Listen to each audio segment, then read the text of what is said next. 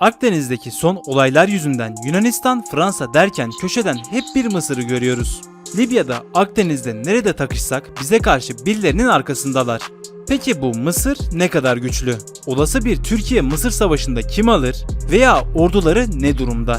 Sadece sayılarla karşılaştırmak yerine detaylı olarak incelemeye başlayalım. Öncelikle arada kocaman bir deniz olduğu için ve dalaşın temeli Akdeniz üzerinde olduğu için olası savaşta en önemli rol yine donanma güçlerinde olacaktır. Deniz muharebelerini kazanan savaşın temelini kazanır. Doğalgazı, parayı ve sonraki adımlar için gücü eline alır. O halde kilit rolü karşılaştırmaya başlayalım. Mısır donanması tarihin önceki safhalarında çok da güçlü değildi. Her zaman en büyük önemi kara kuvvetlerine verdiler. Bir sahil koruma gücünden öteye pek geçmemişlerdi ama Sisi yönetimiyle bu düşünce değişti. Kendisi karacı olmasına rağmen Akdeniz'i ve Süveyş kanalının geleceğini öngördü, donanmaya güçlü yatırımlar yapmaya başladı. Peki işe yaradı mı? İlk olarak ana güç.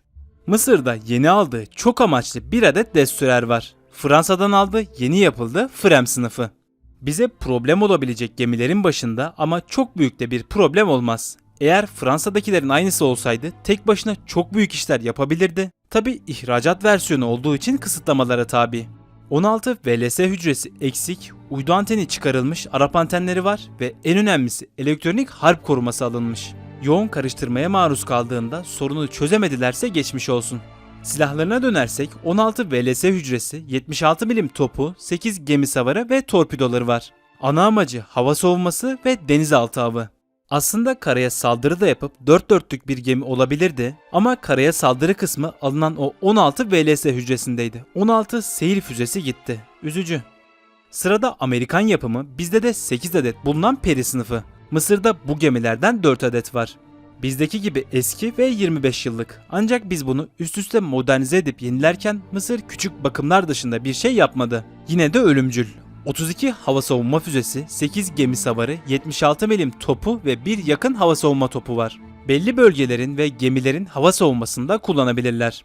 Sırada Nox sınıfı, 2 adet denizaltı avcısı, Amerikan yapımı tarihi eser. Bakın 46 yıllık bu gemileri savaşa kadar götürebilirseniz şanslı sayılırsınız.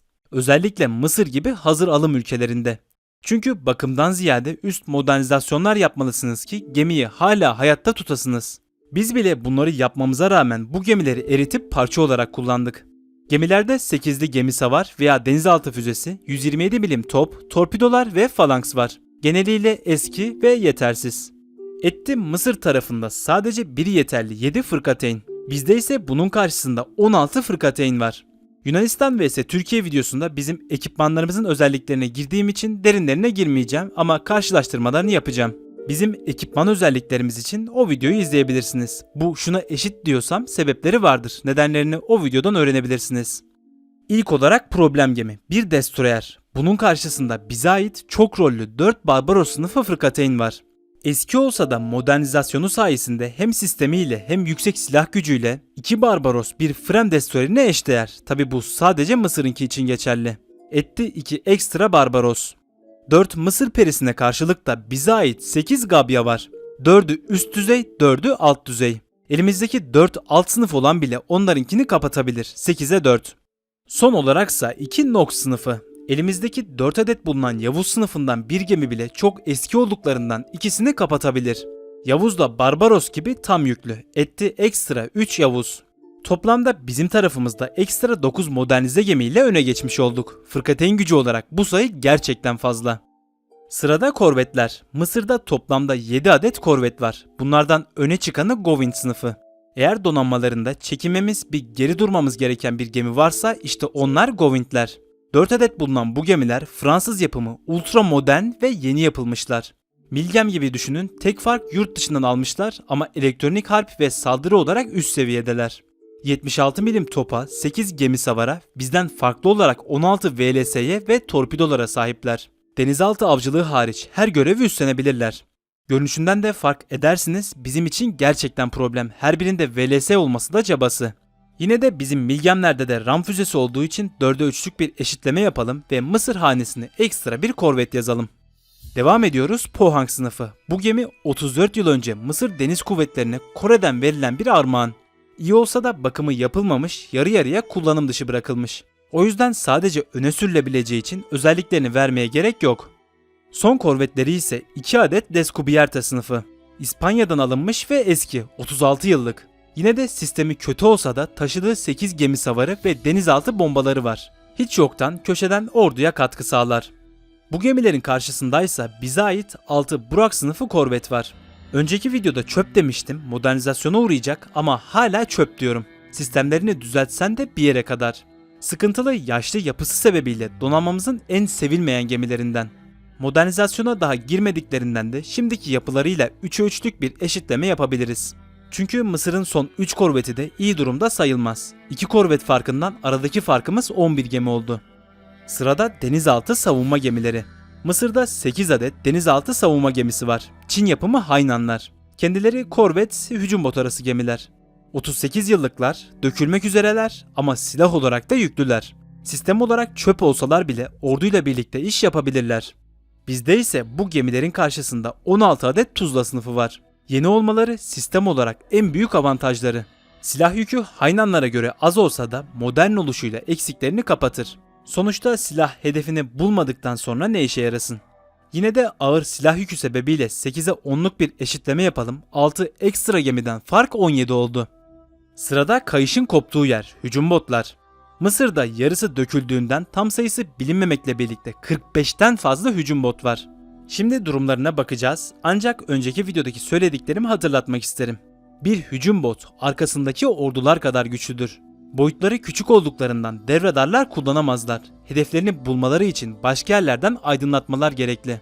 Bu da neyle? Gemiye kurduğunuz programlarla, ordunun ağ haritasıyla olur. Advent gibi savaş yönetim sistemlerinden bahsediyorum. İşte dış alımların en büyük problemi. Siz onu da alayım, şundan da ver yaparsanız sistemler arası uyumu sağlayamazsınız. Askerlerinizi buna göre eğitemezsiniz. Şimdiye kadar Mısır'ın birçok gemisine baktık. En büyük problem neydi? Adamların Kore'den bile aldığı gemi vardı. Bir sürü farklı ülkeden çeşit çeşit gemiler. Sen bunun birbirine entegresini nasıl yapacaksın? Yapamazsın. Hele bir de Mısır gibi hazır alımcıysan. Bu durum hücum botlarda da böyle. Amerika, Rusya, Çin, Sovyet, İngiltere, Almanya her ülkeden gemi almışlar. Ama sen bunların ortak sistemlerle toplu organizasyonunu sağlayamadıktan sonra ki mümkün değil ne işe yarasın?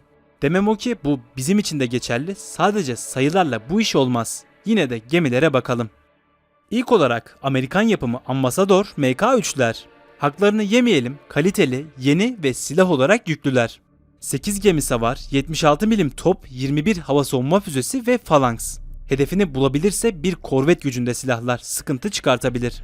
Hava savunması olarak önde olduğundan da elimizdeki 6 kılıç sınıfı ile eşitleme yapabiliriz. 4'e 6. Sırada 1 adetlik Rus yapımı P-32. 4 gemi savarı, 12 hava savunma füzesi ve 76 milim topu var. Yeni ve yüklü sayılır. İyi gibi görünse de Rus teknolojisi olduğundan geri kalan gemilere ters durumda. O yüzden iş yapabilir mi tam olarak belli değil. Yine de bir kılıçla eşitleyelim. Sırada İngiltere yapımı 6 adet Ramadan sınıfı. Haklarında bilgi bulunmayan 39 yıllık ölü gemiler. Tek işe yarar özelliği tarihi geçmiş 4 gemi savar füzesi. Sırf bunun hatırına 6 gemiyi bizdeki 3 rüzgar sınıfı hücum botla denkleştirebiliriz. Çünkü bizimkilerde de sadece 2 gemi savar var ve eskiler. Son işe yarar hücum botları ise 5 adet Alman yapımı Tiger sınıfı. Yunanistan'ın bile parçaladığı bu gemilerin tek önemi 4 Exocet gemi savar füzesi taşımaları. Onun dışında bu kadar. Eski Doğan sınıfı hücum botlarımızla 5'e 4'lük bir eşitleme yapabiliriz. Çünkü yine bizimkiler de eski. Hızlıca diğer botlarına da bakarak bitiriyoruz. October Class, daha gemi savarı bile yok. 44 yıllık, çöp. Type 24, M.Ö. 1040, deney projeleri, idare eder diyeceğim ama rezalet. Osa Class, Sovyet, 47 yıllık. Herhalde antik olarak değerlenmesini bekliyorlar. Şangay Class, bunu kim hücum bota koydu? Daha adam gibi topu yok, çöp. İşte size Mısır donanmasının gerçek gücü. Başta 45 gemi yazıyordu, kaldı işe yarar 16 gemi. Bunun karşısındaysa bize ait 19 gemi.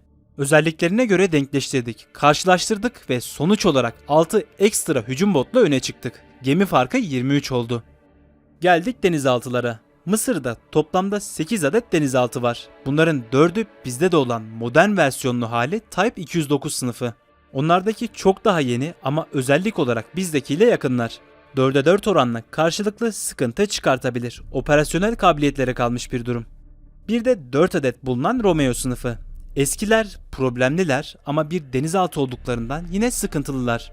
Çin yapımı olduklarından da muhtemelen savaş entegresini tam olarak yapamayacaklar. Ama 2. Dünya Savaşı'nda Alman denizaltılarının yalnız dolaştıklarını da unutmayalım. Yine bizim eski Atılay sınıfıyla 4'e 4'lük bir eşitleme yapabiliriz. Sonuçta 90'ların teknolojisi olan 4 ekstra preveze denizaltısıyla öne çıkmış olduk. Fark 27 oldu. Sırada amfibi çıkarma gemileri. Mısır'ın bu konuda önde olduğu bir yer var. TCG Anadolu tarzında ondan biraz daha küçük 2 havuzlu çıkarma gemisi. Normal çıkarma gemilerinin sayısı az olsa da 2 devasa Mistral sınıfıyla bu eksiklerini kapatabilirler. Yine de taşıma olarak eşitleyecek olursak 2 Mistral'i bizdeki 10 çıkarma aracıyla eşitleyebiliriz. Kaldı geriye 23 çıkarma gemisi. Onlarda ise bu sayı 18. Bizden 5 ekstra gemi. Son olarak da desteksiz olmaz. İşe yarar destek gemilerini de eklersek Mısır'da bu sayı 11, bizde 9, toplamda 30 ekstra gemi farkıyla öne geçmiş olduk. Yine sahil güvenlik gemilerini adamdan saymıyoruz çünkü savaş anında yapabilecekleri bir şey yok. 30 fazladan gemi. Hani sadece toplam sayılara bakarak karşılaştırdığını düşünenler var ya, ne yazık ki savaşlar bu şekilde dönmez. Bunu içeriden detaylı olarak incelemeniz gerekli. Bakın inceledik. Hani Mısır donanması bizden 100 parça daha öndeydi ama son durumu gördük. Yarısı ikiye bölünmek üzere Sovyetlerden bile gemi var. Bir de sayı olarak bile değil bunun harp bölümü var. Sen savaş anında bu kadar farklı ülkeden gemileri nasıl bir arada tutacaksın? İlla ki sıkıntılar olacaktır. Geçmişte üstünlük onlarda olmasına rağmen donanma gücü bile olmayan İsrail'e karşı 5 hücum bot kaybettiler. Bunu gördüler, modern teknolojiyle düzeltmeye çalışıyorlar, tabi hazır alım olarak. Her şey için dışarıya para vererek askeri harcamalarını korkunç boyutlara getirdiler. Sadece bakım olarak bile yurt dışı bağımlılığından fazla paralara ihtiyaç duyacaklar. Yani donanmalarını genişletebilecekleri sınır bu kadardı. Hazır alımın problemleri. Sonuçta Mısır donanması büyük gibi görünse de gerimizde kalmış, hazır alımın dibine vurmuş bir güç. Bizdeki çoğu gemi de çok yeni olmasa da 30 ekstra gemiyle öndeyiz. Personel kalitesini söylemiyorum bile. Artık biri size sadece sayıları gösterip bakın geridesiniz derse işin öyle olmadığını bileceksiniz. Gelelim hava kuvvetlerine. Deniz savaşlarını destekleyecek en önemli güç. Mısır tarihinde birçok kere hava kuvvetlerini kullanmak zorunda kaldı ve önemini gördü. Peki ne kadar güçlü? Mısır'ın işe yarar olarak sadece tam olarak iş yapabilecekleri söylüyorum. 11 MiG-29'u, 19 Miraç 2000'i, 21 Rafael'si ve ana güç olarak 218 F-16'sı var. F-16'larla başlayalım. Bizim aksimize hepsini C ve D serisine yani yüksek segmente çıkarabilmiş değiller. Ellerindekilerinin hala yarısı alt bölgede. İt dalaşında, uzun mesafe atışlarında bu fark durumlarını eksi yönde etkiler. Yine de sayı olarak iyi durumdalar. Miraç ve MiG-29'u da aynı şekilde kendilerini F-16'ya yakın bir denklikte sayabiliriz. Ancak Rafael için bu durum farklı. Kendisi daha 2000'lerin başlarında yapılmaya başlanan yeni nesil bir uçak ve Mısır'dakiler yepyeni. F-16'larımızla rekabette zorluk çıkartabilir. O yüzden 21 sayısını denklemek adına 30 olarak alalım. Toplamda işe yarar 278 uçak. Bize bakarsak elimizde 245 adet F-16, çoğu üst segment ve 48 adet F-4 var. Tabi F-4'leri hava muharebelerine fazla girmeyeceği için destek olarak sayabiliriz. 48'i 12 olarak alalım. Toplamda 257 uçak. 278'e 257. Harbe hazırlık oranını, uçakların bakım durumunu ve aktifliğini de hesaba katarsak muhtemelen 200'e 200'lük bir eşitlik ortaya çıkacak. Yani Mısır Hava Kuvvetleri ile ana saldırı gücü olarak eşdeğer durumdayız. Savaş anında durumu belirleyen pilotların yetenekleri olacaktır. Tabi bir de bunun perde arkası var. Destek, kargo ve elektronik harp uçakları. En önemli güçlerden biri AWACS'lar. Mısır'da 7 adet E-2 var ancak bunlar menzili düşük, yavaş ve biraz geride kalmış AWACS'lar. Bizimkilerin aksine modern savaşta ayak uydurmakta zorluk çekebilirler. Daha deniz karakol uçakları da var. Yepyeni olmalarıyla sayı olmasa bile istihbarat konusunda öndeyiz.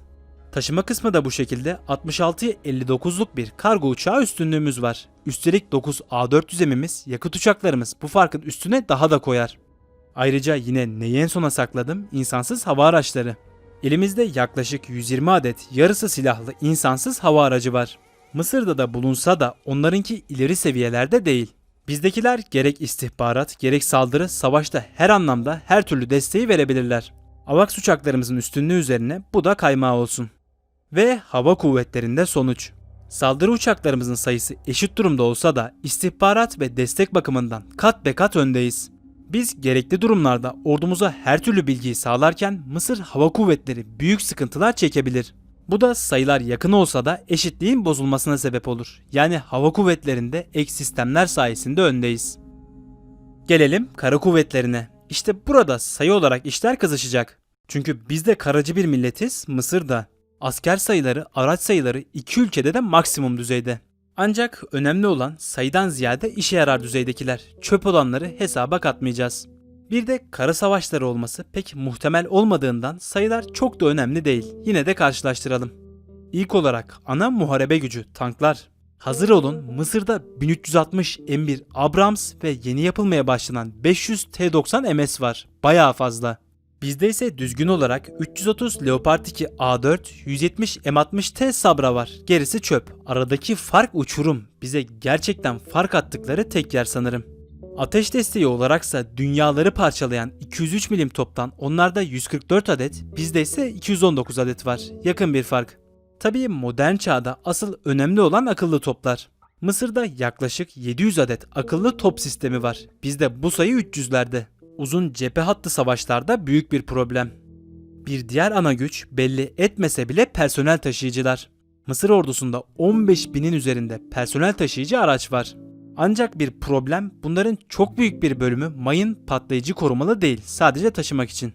Bizde de sayılar yüksek, 30 binin üzerinde aracımız var. Tabi sadece 15 bini düzgün ve 15 binin yarısı patlamaya dayanıklı. Yine de Mısır üzerinden düşünürsek korumalı araç olarak 2 katı seviyelerindeyiz. Sırada helikopterler. Mısır'da adam gibi saldırı helikopteri olarak 46 Apache ve 35 KA-35 var. Ancak yarısının çöpe çıktığı gibi iddialar mevcut çünkü bakımları zor helikopterler. Bizde ise 56 Atak helikopteri var. Sayı olarak bakım sıkıntısından dolayı eşitlensek de onların helikopteri ağır sınıf, bizdeki hafif. Güçlü helikopter taarruzu konusunda öndeler. Ancak toplamdaysa 400'e 720'lik bir helikopter üstünlüğümüz var. Son olaraksa geldik kayışın bizim tarafa doğru tamamen koptuğu kısımlara. Mısır hazır alımcı bir ülke olduğu için askeri teknoloji üretme konusunda kendini geliştiremedi. Bu da füzeler, hava savunma sistemleri ve bombalarda geride kalmasına sebep oldu. Ellerinde olan füzeler yine toplama, eski ve yetersiz. Uzun menzilli füzeleri yok denecek kadar az. Yunanistan gibi çoklu füze sistemlerinde de sıkıntıları var. Sayı ve menzil olarak aşırı yetersiz durumdalar. Uçak mühimmatları olsun, seyir füzeleri olsun kendileri pek yapmadıklarından büyük problem içerisindeler. Bizse bu işe zamanında girdiğimiz için ve aşırı aktif bir coğrafyada yaşadığımız için derslerimizi aldık. Kendimiz üretiyoruz ve sayı olarak yüksek düzeylere çıkardık. Mühimmat bakımından aradaki farkımız uçurum. Kara radarları ve elektronik harp sistemleri için de bu geçerli. Yine hazır olarak eksiklerini kapatamamışlar. Koral gibi sistemleri bile yok. İsrail'in her zaman yaptığı gibi elektronik bir çökertmede kum üzerine plan çizecek duruma gelirler. Son olaraksa hava savunması. Bu konuda iki ülke de yetersiz. Ancak Mısır hazır alım olarak eksiğini büyük ölçüde kapatmış. Biz S-400 ile halletmeyi denerken Mısır Patriot, S-400, Tiger Cat her şeyden almış. 160'tan fazla kaliteli hava savunma araçları mevcut. Problemli Mısır'a göre eksik olduğumuz aşikar. Tabii biz bir yerlerden kendimiz yapmaya başladık. Mısır'da böyle bir durum söz konusu değil. Asıl durumu ilerleyen yıllarda göreceğiz. Şimdilik nasıl kullanabildikleri ise yakın zamanda ortaya çıkar. Sonuç olarak Mısır öyle göründüğü gibi çok güçlü bir orduya sahip değil. Sadece kaba kuvvet olarak, ana sayılar olarak ileride. Yunanistan'da olduğu gibi ordunun iç teşkilat sistemi, istihbarat sistemi kötü durumda. 470 bin askerleri var, bizde bu sayı 350 bin ama bu sadece kaba kuvvet.